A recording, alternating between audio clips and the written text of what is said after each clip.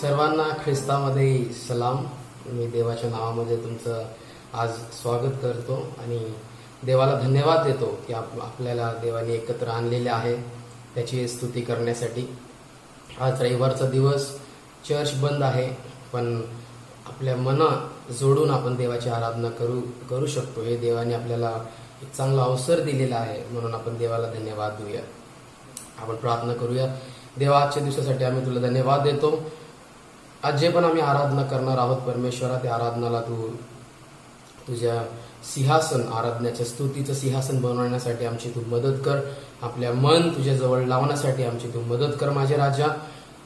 आणि मी प्रार्थना करतो माझ्या परमेश्वरा, जे पण आम्हाला आज आराधनेमध्ये वर्शिपमध्ये लीड करणार, ते वर्शिप लीडर्सला पण तू तुझ्या सामर्थ्याने भरून चालव, असं आम्ही प्रार्थना करतो माझ्या राजा.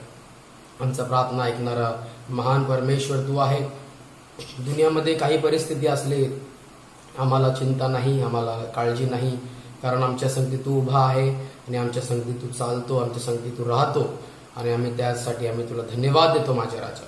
प्रत्येक गोष्टीसाठी आम्ही धन्यवाद देतो. वचनासाठी पण आमच्या हृदयाला तू स्पर्श कर, आमच्या हृदयाला तू रेडी कर, कारण तुझं वचन आमच्या जीवनामध्ये आणून आणि त्याचं वागण्यासाठी, त्याचं चालण्यासाठी आम्हाला तू शिकव.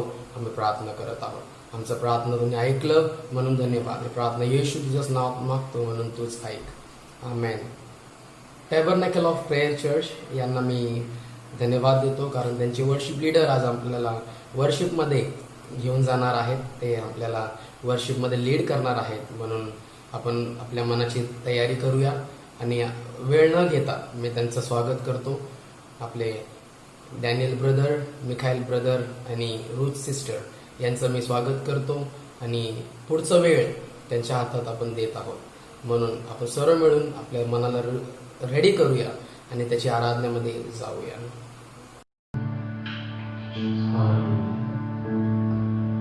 धन्यवाद परमेश्वर.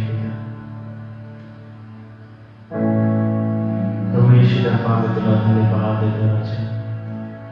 या समय परमेश्वर पिता आम्ही तुला उत्साह तुझं नाव आम्ही उंचावितो राजा.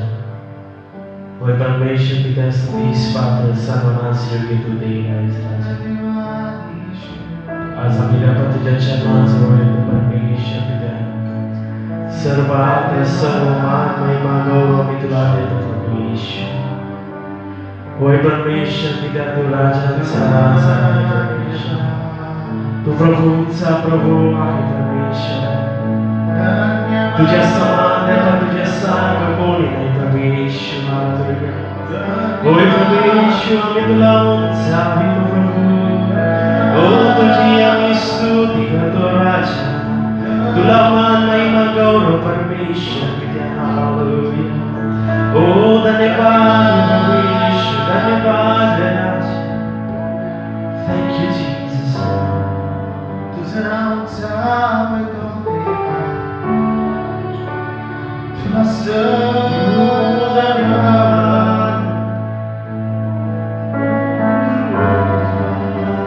तुझ्या समान कोणी नाही राजा. तू राजांचा राजा आहेस. तू प्रभूंचा प्रभू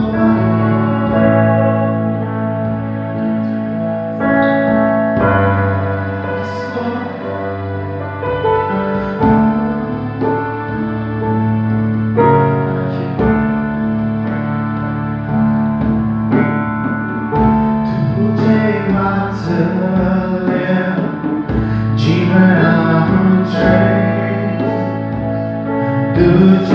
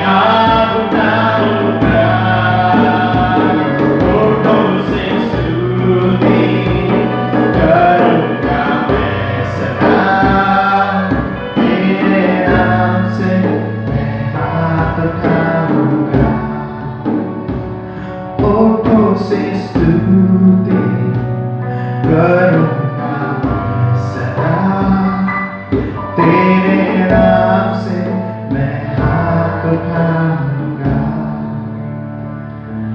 होठों से स्तुति करूँगा मैं सदा,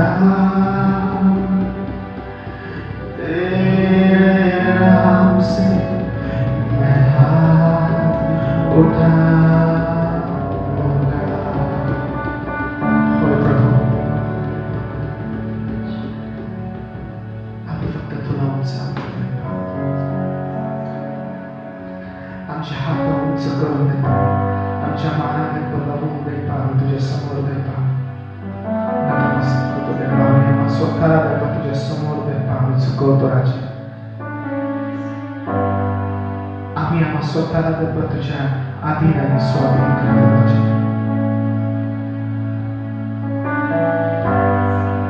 आमची एकच इच्छा आहे देवा, की आमच्यामध्ये देतो तुझं गौरव होण्याची.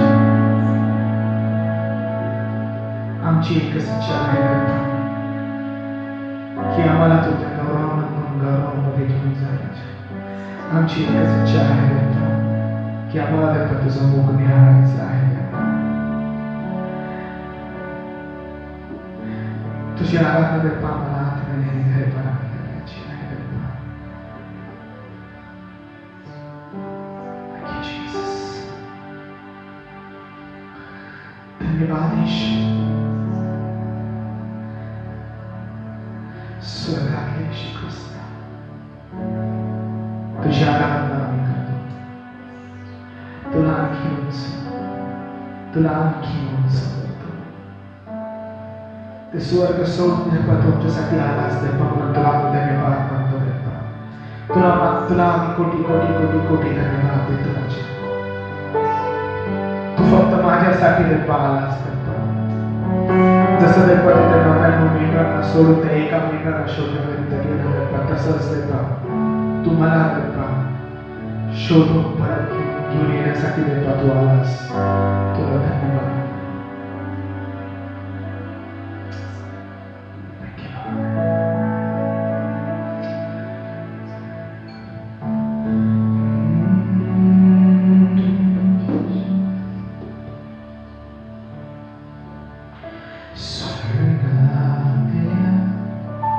Yeshu Krista,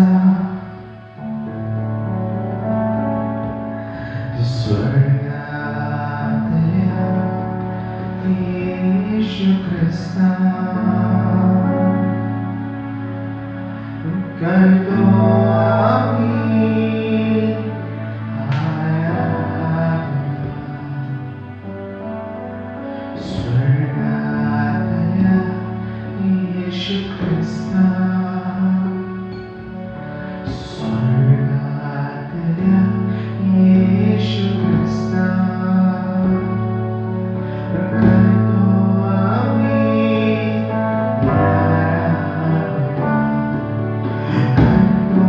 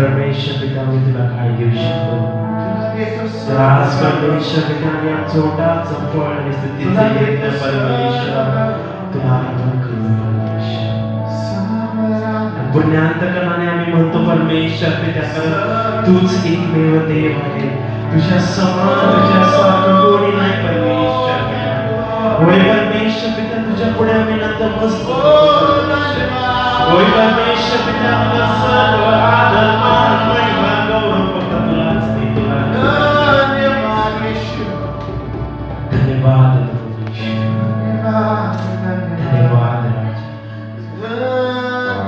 धन्यवाद परमेश्वर पिता Yes, Lord. पवित्र आत्मा तुला आम्ही धन्यवाद थैंक यू जीसस यीशुच्या नावात प्रार्थना करतो आमेन आमेन धन्यवाद यीशु. परत एकदा देवाच्या नावामध्ये तुमचं स्वागत करतो. आणि आता आपण देवाने आपल्याला स्पर्श केलेला आहे म्हणून देवाला धन्यवाद. आराधनेमध्ये देवाने आपल्याला चालवलं आहे म्हणून देवाला आपण धन्यवाद देऊया. परत एकदा मी वर्शिप टीमला धन्यवाद देतो कारण त्यांनी आपल्याला आराधनेमध्ये चांगली आराधनेमध्ये घेऊन गेले. मिनिंगफुल वर्शिपमध्ये त्यांनी आपल्याला लीड केलेलं आहे म्हणून मी सगळं वर्शिप लीडरला धन्यवाद देतो. आणि पुढचा वेळ आपण वचनामध्ये जाऊया, वचनामध्ये बघूया. रेव्हरंट अश्विनी अर्धाळकर यांचा मी परत एकदा स्वागत करतो. ते आपल्यामध्ये आज वचनाशी बोलणार आहेत. ते आपल्याला आज देवाचं वचन सांगणार आहेत जे देवाकडून त्यांना आपल्यासाठी दिलेलं आहे म्हणून आम्ही त्यांचं स्वागत करतो. आणि पुढचा वेळ न टाइम घेता त्यांच्या हातात समर्पण करतो. HCC हिंदुस्थानी कव्हर्नमेंट चर्च याचे ते पास्टर आहेत आणि ते सेवा करतात म्हणून याचा पुढचा वेळ आम्ही त्यांच्या हातात देऊया. आपलं मन देवाकडे लावूया. Praise the Lord. Greetings to you in the name of our Lord Jesus Christ. मी परमेश्वराला धन्यवाद देते की त्यांनी मला ही संधी दिली की त्याच्या वचनातून बोलण्याची. आणि मी धन्यवाद देते HPN मिनिस्ट्रीजला पण की त्यांनी मला ही संधी दिली. या सगळ्या आपण वचनातून पाहू आणि वचनातून काढूया. पहिले राजे याचा अध्याय 12 वचन 1 ते 15. First king chapter 12 versus 1 to 15. मी तुमच्याकरिता वाचते आहे.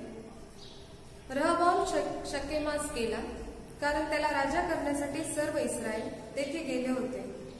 नबाटाचा पुत्र याराबाम हा शल्मोन राजासमोरून पळून जाऊन मिसर देशात राहिला होता. तेथे त्याने हे ऐकले आणि लोकांनी त्याला बोलवून आणले. तेव्हा याराबाम व इस्रायलाची सर्व मंडळी रहबामाकडे येऊन म्हणाली, आपल्या बापाने आमच्यावर जो ठेवले होते ते भारी होते. तर आता आपल्या बापाने आम्हावर लादिलेले कठीण दास्य व भारी जू हलके करा म्हणजे आम्ही आपले ताबेदार होऊ. त्याने त्यास सांगितले, आता जा आणि 3 दिवसांनी मसकडे परत या. हे ऐकून ते गेले.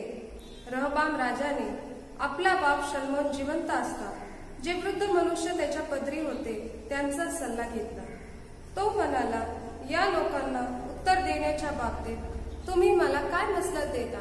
ते त्यास म्हणाले, आपण या लोकांचे सेवक होऊन त्यांची सेवा कराल आणि त्यांना मधुर शब्दांनी उत्तर द्याल तर ते आपले सर्व काळ सेवक होऊन राहतील. या वृद्ध पुरुषांनी दिलेला सल्ला रहबामाने टाकून त्याच्या बरोबर लहानाचे मोठे झालेले जे तरुण त्याच्या पदरी होते त्यांचा सल्ला घेतला.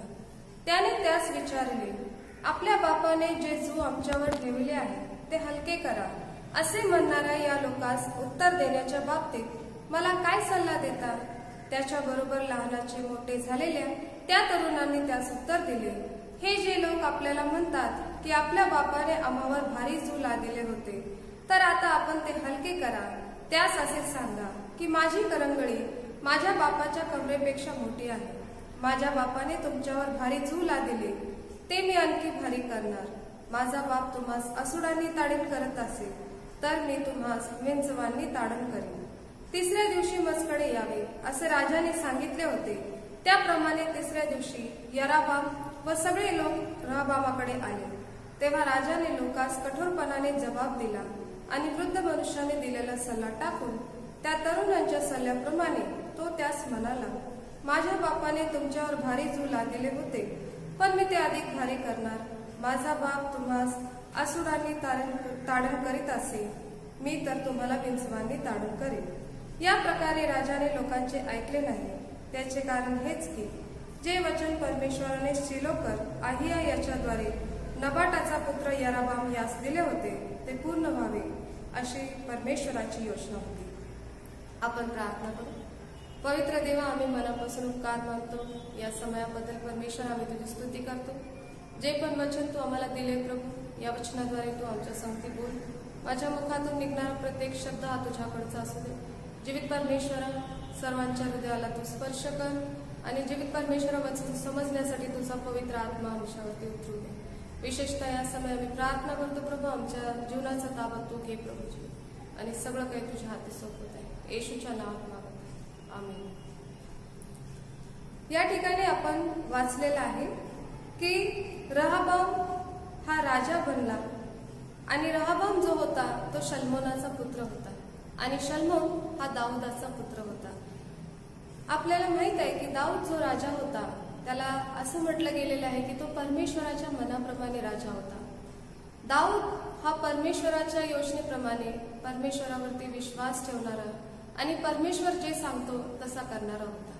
जर दाऊदाचं आपल्याला चरित्र माहिती आहे की तो कोणतीही गोष्ट परमेश्वराला विचारून करायचा आणि तो नेहमी परमेश्वराचीच सल्लामसलत घ्यायचा. त्याने कोणतेही काम करण्याच्या पूर्वी परमेश्वराला विचारले आणि जेव्हा जेव्हा त्यांनी चुका केल्या त्या चुका यासाठी झाल्या की त्यांनी त्यावेळेस परमेश्वराला विचारले नाही. पण दाऊदाने आपल्या आयुष्यभर परमेश्वराला कधी सोडलं नाही.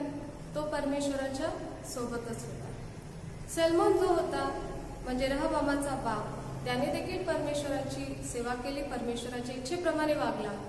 पण शेवटच्या काळी त्याच्या हातून असे काही पाप घडले की तो परमेश्वरापासून दूर गेला.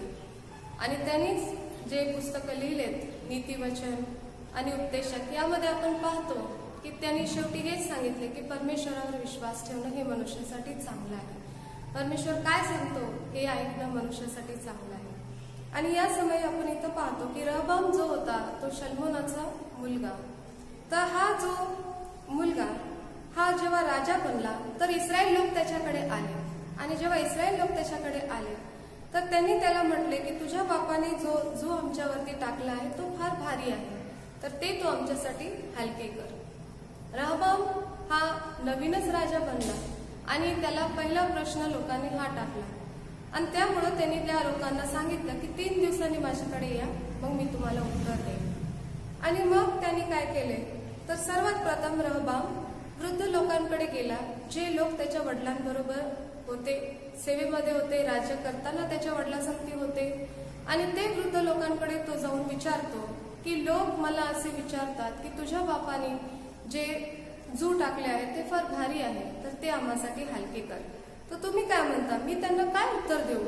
आणि मग ते वृद्ध लोकांनी त्याला सांगितले की तू जर त्यांची सेवा केली, आता तू या घडीला त्यांचा सेवक बनून त्यांची सेवा करशील आणि मधुर शब्दांनी त्यांना उत्तर देशील, तर ते आयुष्यभर सर्व काळासाठी तुझे सेवक म्हणून राहतील. वृद्ध लोकांनी जो सल्ला दिला रहाबामाने ते ऐकला आणि तो त्यावेळेस त्यांचं न ऐकता त्यांनी मनावर न घेता त्यांनी त्या लोकांकडे गेला जे लोक त्याच्या संगती वाढले होते. ते तरुण त्याच्यासारखेच होते आणि असं लिहिले की त्यांनी ते त्याच्या संगतीच वाढले होते, म्हणजे त्याच्याच वयाचे होते. आणि मग तो जाऊन त्या तरुणांना विचारतो की लोक असे म्हणतात की तुझ्या बापाने जे जू ठेवले ते भारी आहे, ते आमच्यासाठी हलके कर. तरुण लोक त्याला सल्ला देतात की त्यांना असं म्हण लोकांना की माझी करंगळी माझ्या बापाच्या कमरेपेक्षा मोठी आहे आणि माझ्या बापाने जे जू तुमच्यावरती टाकले ते मी आणखीन भारी करणार, मी हलके करणारच नाही, उलट मी अजून भारी करेन आणि माझ्या बापाने जे ताडणं तुम्हाला दिली त्याहून अधिक मी विंचवाने तुम्हाला ताडण करेन. म्हणजे त्या लोकांनी त्याला हा सल्ला दिला की लोकांसाठी कठोरपणाने बोल आणि कठोरपणाने वाग. त्यानंतर असं झालं की तिसऱ्या दिवशी जसं रहाबामनी लोकांना येण्यासाठी सांगितलं, लोक त्याच्याकडे आले आणि जेव्हा लोक त्याच्याकडे आले तर रहाबाम त्यांना बोलायला लागला आणि त्यांनी तो सल्ला दिला जो तरुणांनी त्याला सल्ला दिला होता. आणि तो लोकांना म्हणू लागला की माझ्या बापाने जे तुमच्यावरती जू टाकले जे भारी आहे त्याला मी आणखीन भारी करेन, मी हलके करणार नाही. आणि दुसरी गोष्ट तो म्हणाला की माझ्या वडिलांनी तुम्हाला जे ताडण केले त्याहूनही अधिक मी तुम्हाला बिनस्वानी ताडण करेन. आणि हे ऐकून लोकांना फार वाईट वाटले, त्यांना राग आला, ते निघून गेले. आणि मग ते निघून गेल्यानंतर या ठिकाणी वचन 15 सांगतं की या प्रकारे जी पण घटना या ठिकाणी घडली आहे ती परमेश्वराची योजना होती.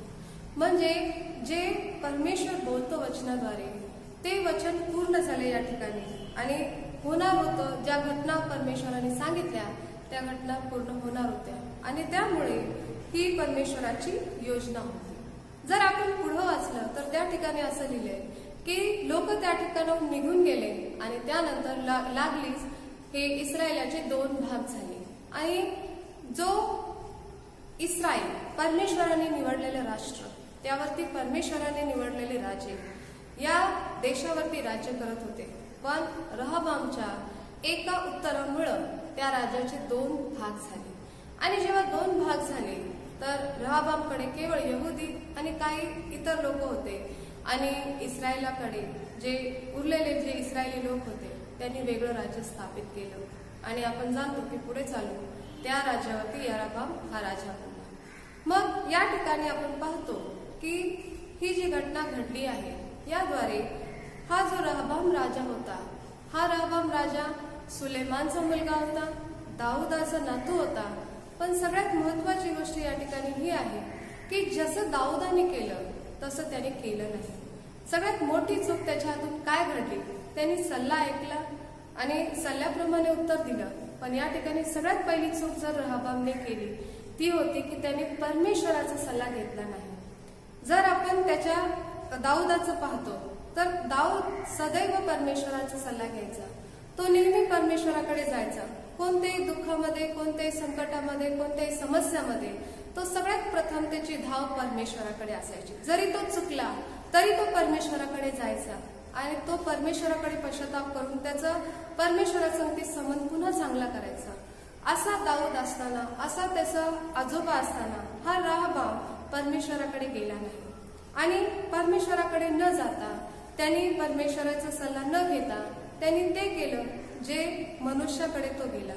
आणि मनुष्याकडे गेला ठीक आहे, त्यांनी मनुष्याकडे सल्ला घेण्यासाठी गेला, अशा मनुष्याकडे सल्ला घेण्यासाठी गेला जे वृद्ध होते आणि जे त्याच्या वडिलांसंगती सेवेमध्ये होते आणि ते वडिलांसंगती सेवा करत असताना त्यांना अनुभव होता आणि त्यामुळं त्यांनी त्यांच्या अनुभवाप्रमाणे त्याला शिकवलं होतं की तू सेवा कर. म्हणजे आता जर तू सेवा करशील तर ते लोक तुला आयुष्यभर तुझं ऐकतील आणि तुझी सेवा करतील. या ठिकाणी त्या वृद्ध लोकांनी त्याला 2 गोष्टी शिकवल्या. एक म्हणजे तू सेवा कर आणि दुसरी गोष्ट म्हणजे मधुर शब्दांनी त्यांच्या संगती बोल, त्यांना उत्तर दे. आता या ठिकाणी बघा की वृद्ध लोकांनी काय उत्तर द्यायचं ते नाही सांगितलं, पण कशा प्रकारे उत्तर द्यायचं आणि तू काय केलं पाहिजे हे त्यांनी सांगितलं. आणि त्यांनी हे सांगितलं की तू सेवा कर आणि दुसरी गोष्ट म्हणजे तू मधुर शब्दाने त्यांना उत्तर दे. बायबल सांगतं येशू ख्रिस्तानी आपल्या शिष्यांना सांगितलं होतं, जेव्हा शिष्य एक वेळेस आपापसात बोलत होते आणि म्हणत होते की आमच्यामध्ये मोठा कोण, तर येशू ख्रिस्तानी हे ऐकलं आणि येशू ख्रिस्त म्हणाला तुम्हामध्ये ज्याला मोठं व्हायचंय त्यांनी सेवा करावी. तर परमेश्वर आपल्याला हे शिकवतो की सेवा कर. आणि हे जे वृद्ध लोकांनी त्याला शिकवलं की तू सेवा कर हे बरोबर होतं, कारण जो सेवा करतो परमेश्वर त्याला उंचवतो. कारण वचन सांगतं की जो सेवा करतो तो सेवक जो असतो तो नम्र बनतो आणि बायबलमध्ये नम्रतेला फार महत्व दिलं गेलं आहे. जो नम्र बनतो, बायबल सांगतं की नम्र व्यक्ती पृथ्वीचा अधिकारी बनेल. धन्य है वे जो नम्र है वो पृथ्वी के अधिकारी होंगे, असं वचन सांगतं. म्हणजे परमेश्वराच्या वचनामध्ये नम्रतेला खूप मोठं स्थान आहे. जो नम्र असतो तोच सेवा करू शकतो आणि म्हणून जे नम्र असतात त्यांच्याबद्दल परमेश्वर सांगतो की humble thyself in the presence of the Lord and he will lift you up. परमेश्वर सांगतो की नम्र बना, सेवा करा. आणि हे जो सल्ला त्यांनी दिला होता की तू सेवक कर, म्हणजे त्यांनी बरोबर दिला होता. दुसरी गोष्ट त्यांनी सांगितली होती की तू मधुर शब्दाने त्यांना उत्तर दे. आता मधुर शब्द जे असतात ते म्हणजे काय, तर वचन सांगतं नीती वचन 15 मध्ये की gentle words turns away breath, म्हणजे कठोर शब्द न वापरता जर कुणी रागवलेला असेल, आपण जास्तच कठीण शब्दांनी त्याला जर बोलत राहिलो तर त्याचा राग अजून वाढत राहील. पण जर त्या जागी आपण जर कोमल शब्द वापरले, जर आपण मधुर शब्द वापरले तर समोरच्याचा राग निवारतो म्हणजे कमी होतो. आणि त्यामुळं या ठिकाणी जे वृद्ध लोकांनी सल्ला दिला होता तो वचनाप्रमाणे होता. जर आपण कलसेकरस पत्र याचं 4था अध्याय आणि 6वं वचन वाचलं तर आपल्याला हे शिकवलं गेलं आहे की तुमचे बोलणे सर्वदा कृपायुक्त, मिठाने रुचकर केल्यासारखे असावे, म्हणजे प्रत्येकाला कसकसे उत्तर द्यावयाचे हे तुम्ही समजावे. म्हणजे या ठिकाणी वचन हे सांगतं की तुमचे बोलणे कृपायुक्त असले पाहिजे. कृपायुक्त म्हणजे आपले जे शब्द आहेत ते अनुग्रहाने भरलेले असले पाहिजे. समोरचा व्यक्ती कसं का असेना, समोरचा व्यक्ती जर आपल्या मनामध्ये असं असेल की याच्यासंगती बोलायला पण नको, हा आपल्या बोलण्याच्या लायकीचा पण नाही, तरी पण वचन सांगतं की तुमचं बोलणं कृपायुक्त असलं पाहिजे. समोरचा कसाही वापरा तिकडं बोलला तरी आपल्या बोलण्यामध्ये ही कृपाने आपले शब्द भरले पाहिजे. आणि दुसरी गोष्ट म्हणजे या ठिकाणी असं सांगितले की तुमचे बोलणे मिठाने रुचकर केल्यासारखे. मीठ हे जे इन्ग्रेडियंट आहे हे मिठाने आपले जे जेवण आहे ते स्वादिष्ट करतं. आणि दुसरी गोष्ट म्हणजे मिठाने ते आपण स्टोअर करू शकतो, प्रिझर्व करू शकतो, खूप काळपर्यंत कोणतंही अन्न टिकू शकतो. म्हणजे मीठ जे आहे ते प्रिझर्वेशनसाठी आणि टेस्टी बनवण्यासाठी वापरलं जातं. तसे आपले शब्द पण जे आपण शब्द वापरतो त्याच्याने आपल्या बोलण्याने कोणी हर्ट नाही झालं पाहिजे, आपलं नातं तुटलं नाही पाहिजे, आपण जे कॉन्व्हर्सेशन करत आहोत त्याच्यामध्ये बाधा नाही आली पाहिजे. त्यामुळे आपले जे शब्द असतात ते मिठासारखे रुचकर आणि प्रिझर्व करण्यासारखे असले पाहिजे, जेणेकरून आपण जे सांगत आहे ते समोरच्याला समजलं पाहिजे. आपलं काम फाईट करणं नाहीये तर समोरच्याला रिअलाइज करून देणं आहे की तो कुठं चुकतो किंवा आपलं काय म्हणणं आहे. म्हणजे आपण जेव्हा पण बोलतो तेव्हा आपण आपले शब्द जपून वापरले पाहिजे. आणि या ठिकाणी वृद्ध लोकांनी जो सल्ला दिला आहे तो वचनाप्रमाणे आहे. आणि वचनाप्रमाणे यासाठी की त्यांनी त्याला सांगितलं आता तू सेवा करशील, आता तू मधुर शब्दाने त्यांना उत्तर देशील तर ते सर्व काळ तुझे सेवक करतील. पण या ठिकाणी राहाबामनी हा सल्ला न घेता त्यांनी तरुणांकडे गेला, म्हणजे जे त्याच्याबरोबर मोठे झाले होते, आणि त्यांनी हा सल्ला दिला की तू कठोरपणाने बोल आणि कठोरपणाने वाग पण. कारण या ठिकाणी आपण पाहतो की त्यांनी असं सांगितलं की वाढवून चढवून त्यांनी त्याला बोलायला लावलं की जे जू माझ्या वडिलांनी टाकलंय ते मी कमी करणार नाही तर ते मी अधिक वाढवेल. आणि दुसरी गोष्ट म्हणजे त्यांनी असं सांगायला सांगितलं त्याला की माझ्या वडिलांनी तुम्हाला जे ताडणं दिले त्याहून अधिक मी तुम्हाला ताडणं देईन. म्हणजे कठोरपणाने बोलायला पण सांगितलं आणि कठोरपणाने वागायला पण सांगितलं. आणि त्यामुळे झालं काय तर त्याचं जे राज्य होतं ते स्थापित झाल्याबरोबरच त्याचे 2 भाग झाले. जर त्यांनी वृद्धांचं म्हणजे जे सल्ला पहिल्यांदा मिळाला होता त्याला, ते जे सल्ला वचनाप्रमाणे होता ते जर त्यांनी ऐकलं असतं तर तो सर्व काळ त्या लोकांवरती राज्य करू शकला असता. पण त्यांनी तो सल्ला ऐकण्याच्या ऐवजी त्यांनी जो सल्ला त्याच्या मनाला आवडला आणि जो सल्ला त्याच्या मित्रांनी दिला ते त्यांनी ऐकलं. आणि विशेष करून यामध्ये त्याला कठोरपणाने वागण्याचा सल्ला दिला गेला. कठोरपणाने बोलण्याद्वारे, कठोरपणाने वागण्याद्वारे आपण कोणाचंही मन जिंकू शकत नाही. आणि म्हणूनच या ठिकाणी आपण पाहतो की रहबामचं राज्य यरोबामच्या हातामध्ये अर्ध राज्य गेलं. आणि मग या ठिकाणी फूट पडली आहे. ही जी घटना घडली आहे याद्वारे आपल्याला देखील देव सांगत आहे की आपण आपल्या जीवनामध्ये जे पण संकट असतं, जे पण समस्या असतं किंवा आपल्याला कोणतीही गोष्ट करायची आहे तर सर्वप्रथम आपण परमेश्वराला विचारायला पाहिजे. कारण आपण जर परमेश्वराचा सल्ला घेतला तर परमेश्वर सगळं काही जाणतो. या ठिकाणी 15 वचनमध्ये स्पष्ट लिहिलंय की ही परमेश्वराची योजना होती. म्हणजे या ज्या घटना आहेत ते परमेश्वर यूज करत होता आणि त्यांनी जे वचन सांगितलं ते पूर्ण होणार होतं. परमेश्वर जे बोलतो ते होतच, कारण त्याचे शब्द व्यर्थ जात नाही.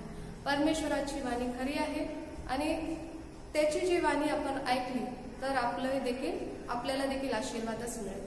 म्हणजे या ठिकाणी परमेश्वराचा सल्ला घेणं आवश्यक होतं. म्हणून आपल्या जीवनामध्ये जी चूक राहाबामने केली ते आपण न करता आपण सदैव परमेश्वराचा सल्ला घेतला पाहिजे. आपल्या रोजच्या जीवनामध्ये आपल्याला जर कोणत्या गोष्टी करायच्या तर आपल्याला परमेश्वराला विचारून केलं पाहिजे. आणि त्या गोष्टी करताना त्या गोष्टी परमेश्वराच्या हाती दिलं पाहिजे, जेणेकरून परमेश्वराचं वचन सांगतं की परमेश्वराच्या हाती आपण जे पण कार्य देतो ते सिद्धीत जातं. कारण वचन सांगतं की commit your work to the Lord and then it will succeed. म्हणजे जर आपल्याला यश पाहिजे जीवनामध्ये तर आपले सर्व कार्य परमेश्वराच्या हाती सोपणे. मग ते बोलणं असो, वागणं असो, चालणं असो किंवा कोणतेही कार्य असो, जर परमेश्वराच्या हाती आपण दिलं तर ते कार्य सिद्धीत जातं. दुसरी गोष्ट म्हणजे या ठिकाणी परमेश्वराचा जो सल्ला असतो किंवा परमेश्वराचं जे वचन असतं त्याला आपण कधी विसरायचं नाही. जर आपण आता पाहतो की जे व्हायरस निघालाय करोना, त्यामध्ये खूप भीतीदायक गोष्टी लोक ऐकत आहेत. त्यामध्ये अनेक गोष्टी जे आपल्या मनाला भीती घालतात आणि अनेक ठिकाणी भीतीचं वातावरण निर्माण झालंय आणि त्यामुळं लोक मरत आहेत, लोकांना त्रास होत आहे.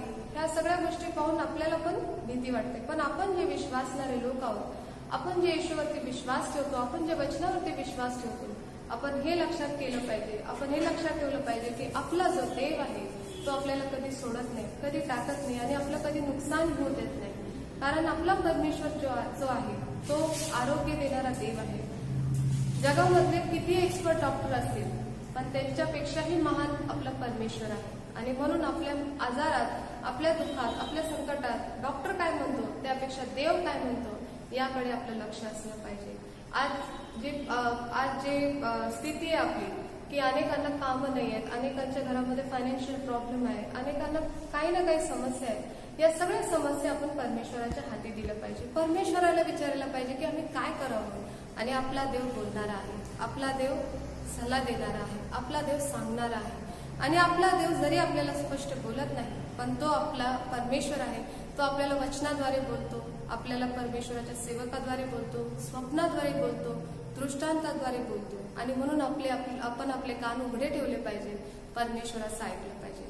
या ठिकाणी आपण पाहतो दुसरी गोष्ट म्हणजे की आपण जे सल्ला आपल्याला मिळतो, मी असं नाही म्हणत की वृद्धांचा ऐका, तरुणांचा ऐकू नका किंवा तरुणांचा ऐका, मी ते काहीच म्हणत नाही. पण मी हे म्हणतेय की आपण सल्ला घ्यायला पाहिजे, कारण सल्ला घेणं आवश्यक आहे. पण जो सल्ला आपल्याला मिळत आहे तो परमेश्वराच्या वचनाप्रमाणे आहे का हे पारखून घेणं आपली ही गरज आहे. कारण या ठिकाणी रहबाबने पडताळून पाहायला पाहिजे होतं की जो सल्ला मला मिळत आहे त्याच्याने नुकसान होणार आहे की फायदा होणार आहे.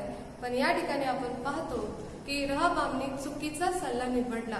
म्हणजे ही जी निवड आहे, चॉईस जी आहे ती फार महत्वाची आहे. परमेश्वराने आपल्याला बुद्धी दिलेली आहे, पण ही जी बुद्धी आहे जर आपल्याला कमी आहे तर परमेश्वराचं वचन सांगतं जे बुद्धीने होणे ते मला मागा. आणि परमेश्वर आपल्याला बुद्धी देण्यासाठी तयार आहे. या ठिकाणी रहबाबने जी चॉईस केली ते त्याची चुकली. म्हणून आपल्या जीवनामध्ये आपण जेव्हा सल्ला घेतो, सल्ला घेऊ नका असं नाही म्हणत नाही, पण जेव्हा आपण सल्ला घेतो तर त्यामध्येही आपल्याला चॉईस करणं फार गरजेचं आहे. या ठिकाणी चॉईस करण्यामध्ये रहबाब चुकला आणि ती जी चॉईस झाली त्यामुळे त्याचं राज्याचं नुकसान झालं, 2 भाग झाले. आणि म्हणूनच आपल्या जीवनामध्ये आपण जे सल्ला घेतो ते सल्ला परमेश्वराच्या वचनाप्रमाणे आहे का, तो सल्ला परमेश्वर सांगत आहे का याकडे आपलं लक्ष असलं पाहिजे. आणि म्हणून या ठिकाणी परमेश्वराचा जो सल्ला आहे, या ठिकाणी वृद्ध लोकांचा जो सल्ला आहे तो आपल्या जीवनासाठी पण खूप लाभदायक आहे. यामध्ये त्यांनी जे सांगितलं की सेवा करा, येशू ख्रिस्त पण हेच म्हणतो की सेवा करा. आणि म्हणूनच आज आपल्याला सेवा दिली गेली आहे.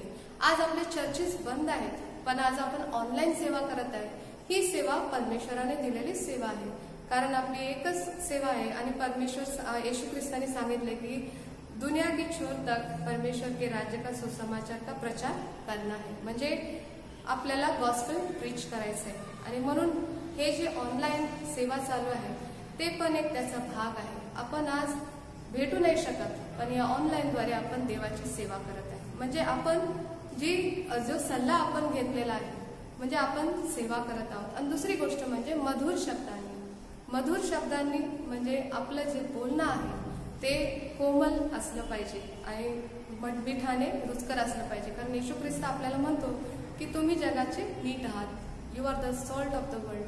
आणि म्हणूनच आपण जे सॉल्टचं काम करत आहे या जगामध्ये आपल्या चालण्याद्वारे, आपल्या बोलण्याद्वारे, आपल्या वागण्याद्वारे आपण आपण जे आज वचन ऐकलंय, परमेश्वर करो की आपल्याला सेवा करण्यामध्ये आणि सौम्यतेने बोलण्यामध्ये प्रभू आमचं सहाय्य करो आणि आपल्या कोणत्याही प्रसंगामध्ये, आपल्या रोजच्या जीवनामध्ये आपण परमेश्वराचा सल्ला घेऊ आणि ज्याच्याकडे आपण सल्ला मागतो तो सल्ला परमेश्वराकडून आहे का, परमेश्वराच्या वचनाकडून आहे का, हे पारखण्यासाठी परमेश्वर आपल्याला पवित्र आत्मा देऊ, यासाठी आपण प्रार्थना करू.